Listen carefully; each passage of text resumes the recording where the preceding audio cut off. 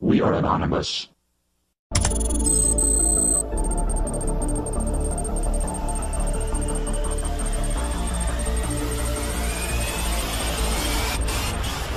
While there is certainly no shortage of bogus images and false claims surrounding the horrifically violent shooting in Las Vegas this weekend, there are some very serious inconsistencies that need addressing. A major one of those inconsistencies has to do with the myriad of reports of multiple shooters. While some of the claims have been proven false, a video, confirmed to be taken by a Las Vegas cab driver, appears to capture and confirm the presence of multiple shooters. Corey Langdon, taxi driver, and resident of Las Vegas, was in the taxi lane at Mandalay Bay when the shooting began. At first, Langdon didn't know what was going on, but when the shots began, she quickly realized and began filming. What she captured could be considered the most important evidence in regards to the reports of multiple shooters.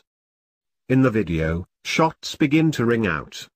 At first, the shots are far away, and then, all of a sudden, they are right on top of her.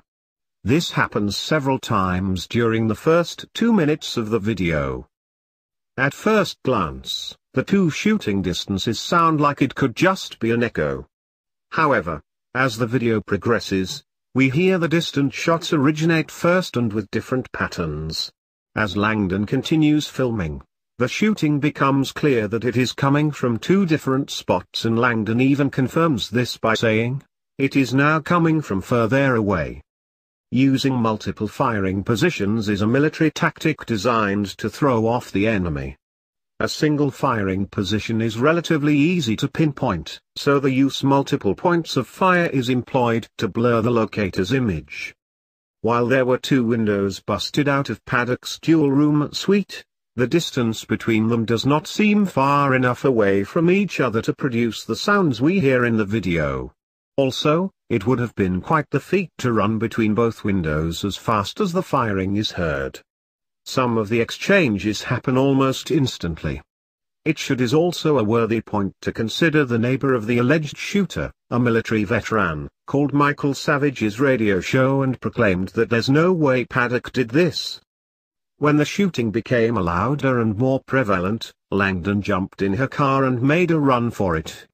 In the video, you can hear Langdon's taxi company discussing the chaos, and then Langdon is informed to leave the area and stay clear of the strip. As she continues to film, the rounds continue to be heard for several minutes. As she leaves the front drive of Mandalay Bay, Langdon says, "It seems like it's coming from up there." Just then, she turns the camera up and more rounds are fired off, and a flickering light, that could either be a strobe light or a muzzle flash, is seen. What makes this strobe light effect particularly interesting is that it was filmed by multiple witnesses who claim it was gunfire. As the video progresses, Langdon turns from an observer and documentarian to a first responder. As the Winchester News-Gazette reports, in speaking with Missy Morgan, a native Winchester resident and former resident of Las Vegas, she informed Winchester's News-Gazette publisher, Lisa Friend, that she had a friend that was in the middle of all the tragic chaos. That person was Corey Langdon, video provider. She witnessed many people pouring into the streets from the targeted area. At one point she has passengers take shelter in her taxi, one with a broken leg asking for her to take them away from there, just anywhere away from the location. Along the way, one passenger is heard contacting family to let them know they are safe and okay. The same passenger is heard crying that there were dead bodies everywhere as they fled the concert location. After begging from the passengers to take them to several different locations on the strip, Langdon refuses and proceeds to take them to what she considers a safe place away from town. It is important to note that while this video does appear to confirm multiple shooters, there are a number of varying scenarios that could have produced these effects. The acoustics in a massive concrete city like Las Vegas can certainly play tricks on even the most astute audiophiles. While this may not exactly be a smoking gun, these videos certainly warrants further investigation and should not be overlooked, as most of all this isn't adding up. We advise all watching this video to be vigilant, do your own research. The mainstream media is pushing a narrative, and that narrative has already taken many turns. It's no secret that the mainstream media pushes narratives originating from many intelligence agencies such as the CIA. Likewise, it's also no secret the CIA is capable of pulling off such an event as they have planned and done so in the past to coerce public support for an idea or agenda. The question becomes, if the mainstream media is telling the truth, which they do not have a shred of credibility for one to even consider they are, what was the purpose behind this terrible tragedy? Certainly politicians such as the criminal puppet, it was just a suicide, Hillary Clinton, wasted no time calling for gun control. These false flag events, which is certainly where much of the available info seems to lead you, always have a hidden agenda. Is this agenda to further divide America and or draw support for more gun control? Perhaps. Time will tell, but the liars in government are already chomping at the bit on this despicable act they view as an opportunity to further take away our rights. To the victims of this tragedy, Anonymous wishes to express our deepest condolences to all that is affected by this and their families. Our hearts bleed with yours. No one should ever have to live with the effects of losing a loved one to these kind of circumstances. Here is a compilation of the videos in question as well as the radio broadcast from Michael Savage. We are Anonymous. We are Legion. We are the revolution. Expecto. Some things are not adding up. So it's all over the news that the shooter was on the 32nd floor. Yet I heard a military veteran on Michael Savage, Savage Nation, talking about how we should have been able to see the light bursts coming from the rifle. We didn't see any light bursts coming from the 32nd floor, but you're about to see some light bursts coming from the 12th floor in 3 different videos. Make sure you watch all 3 of these, and then tell me what you think is going on. Right there, baby. That's 4th floor, not the 32nd. This is Right one there. more time.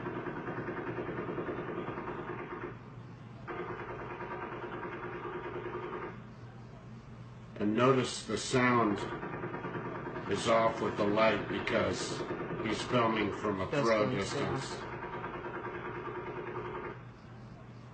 This is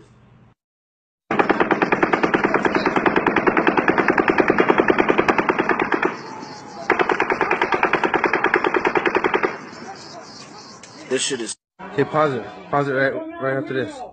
Pause it. Pause it. Pause it. Pause it. Look right here. Everybody look right here. This is not the 32nd floor. This is about the 12th, 13th floor of the building. They're saying there's a shooter over here. He shot from these 2 windows, 32nd floor. Okay. Look up here where the video plays and look down here. See where you see the shooter. Raining down on the crowd from an elevated position. CNN, mind you. There it is. Look at the flashes. On the Mandalay Bay Hotel. Yeah, it's pretty definitive that those shots are coming from the 12th floor. So how is it that all of the news outlets are saying that this is a lone shooter that had 20-something rifles in his room and he was found dead before anybody could question him? David J. Harris Jr. here saying something is not right. Line from KBET Radio in Las Vegas, who says he is a neighbor of the maniac who did the shooting. Rick on line 9, please go ahead. Yeah, Mr. Savage, how are you today? Are you really a neighbor of this maniac? I was, yes, sir. And I'm no longer in Mesquite anymore. I'm in Pittsburgh, Pennsylvania, but I was his neighbor for about 7-8 months in Mesquite. And I can tell you 100% that this is not that kind of guy. I was there working and seen him probably every other day on my way home. He used to sit with his garage open and sit out there in his driveway with his lawn chair right at the edge of the garage and the driveway. And he would wave all the time when I was going by. Really nice guy. There's a little bar around the corner where they have poker vending machines where you sit at the bar, you know.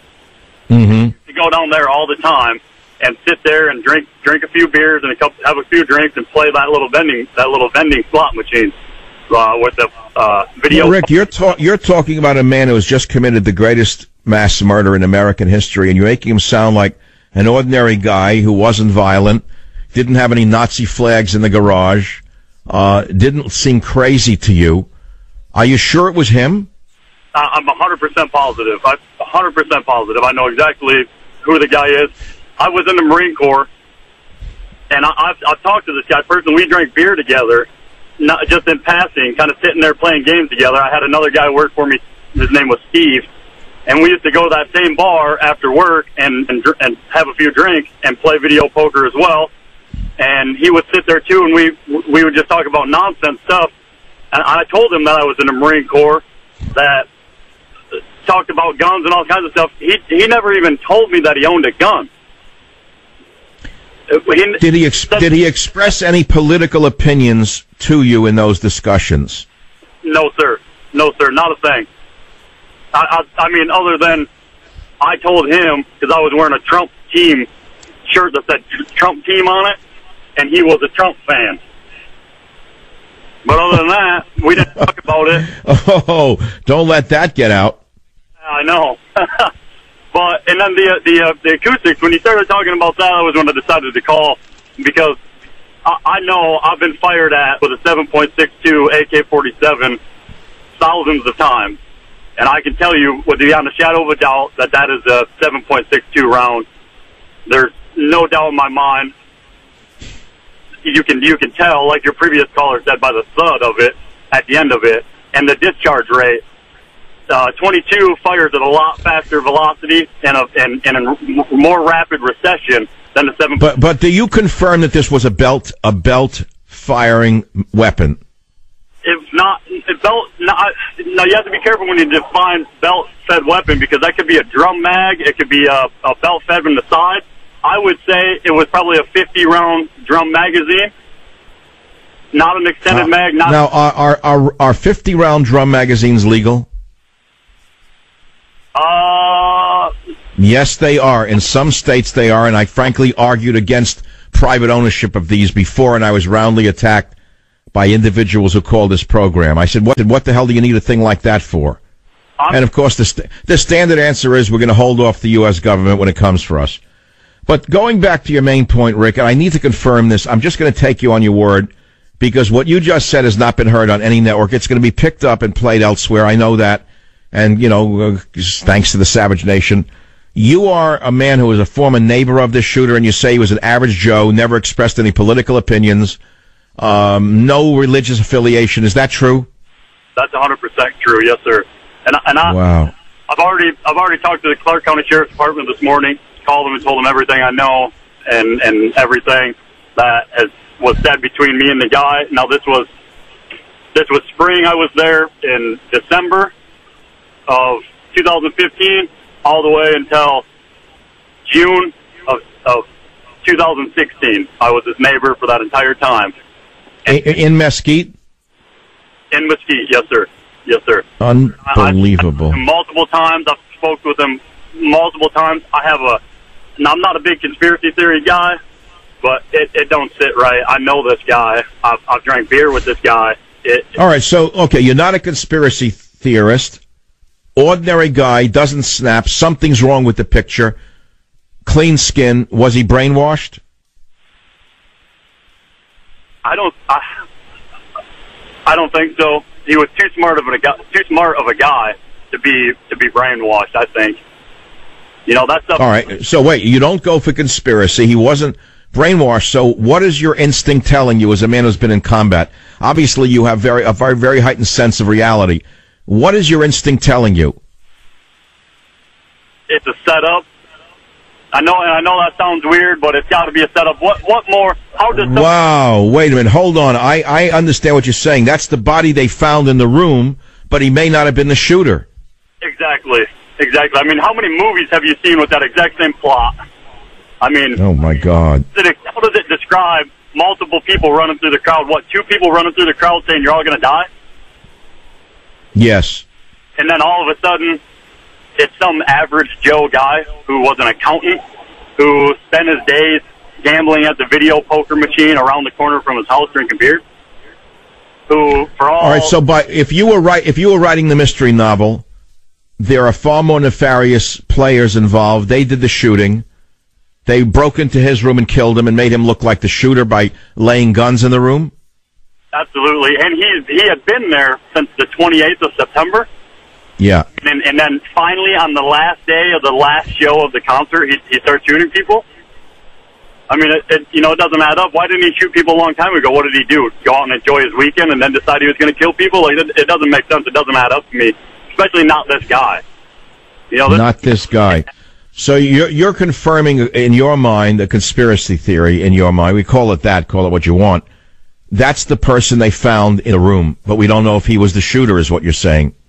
That's what I'm taking it as. I mean, prove to me he was the shooter. Show me the ballistics on his hands from him shooting and on his clothes from him shooting all these shots. On top of that, watch the videos. AK-47, watch any video from when we were in Afghanistan, and the end of an AK-47 in the middle of the night lights up like a Christmas light with a flash. There's nothing coming out of that room. Wait, there were no flashes coming out of the windows of the Mandalay? Watch the videos. I've watched them on Twitter and on YouTube 100 times, and they're looking at the Mandalay Bay and a lot of these cell phones that people are holding, and you don't see a flash one coming out of that room. Well, did he have a flash suppressor on the end of his weapon? You wouldn't. I mean, there's still. I mean, you're 30 stories up in the middle of the night. You're going to see something. I mean, but why would he? And anyway, why would he need a flash suppressor if he was just randomly shooting into a crowd? He was what's that for? Whoever was doing it knew that they would be caught eventually. But you're saying he didn't even do it. I mean, I'm not going to say he didn't do it, but it's just hard to believe. It's really hard to believe knowing the guy. That's it. All right, I want to repeat what we've been talking about because I'm going to play this sound again tomorrow. Jim, we got to grab this. This caller, Rick, from KBET in Las Vegas, says he used to live next to the alleged shooter. He doesn't believe this alleged shooter did it for the reasons he described. And he's not given to conspiracy theories, but he thinks the whole thing was a setup and there are other individuals involved. Does that accurately depict what you are saying, Rick? Yes, for the most part. I mean, it sounds harsh coming off like that because it makes me sound like a like a weirdo, but there's too much involved knowing the guy personally. So All right, weirdo. Don't worry about it, weirdo. This country takes weirdos to figure things out, but you're not a weirdo. You're an American patriot who's actually faced bullets flying at him from an AK-47. Rick, thanks for calling from Las Vegas. Well, we'll have to see where this all...